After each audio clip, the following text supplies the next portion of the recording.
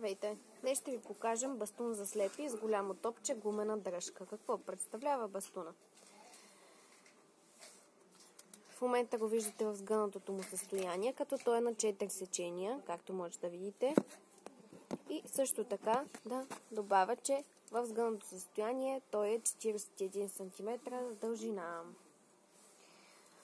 За да отпуснете бастуна да се разгъне, може да захванете ето тук дръжката. Също и нея да я покажа. Тя е черна, релефна и гумирана. И има допълнителна лентичка, връзка, която се захваща така на китката, ако имате някаква нужда в някакъв момент да пуснете бастуна. За да го отпуснете, хващате горе дръжката и го освобождавате надолу. Той си се намества изцяло сам. С светоотразителна основа е, изработена от алуминий. Долу има голямо червено топче, което е с диаметър от 5 см, с кукичка и за закачане към ластик.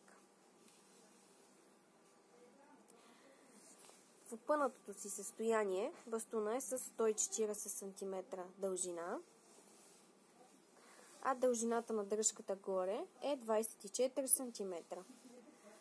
За да го сгънете, започвате от най-долната част. Ето тук имате на няколко места отразено къде се сгъва. Просто издърпвате надолу кръчето и сгъвате.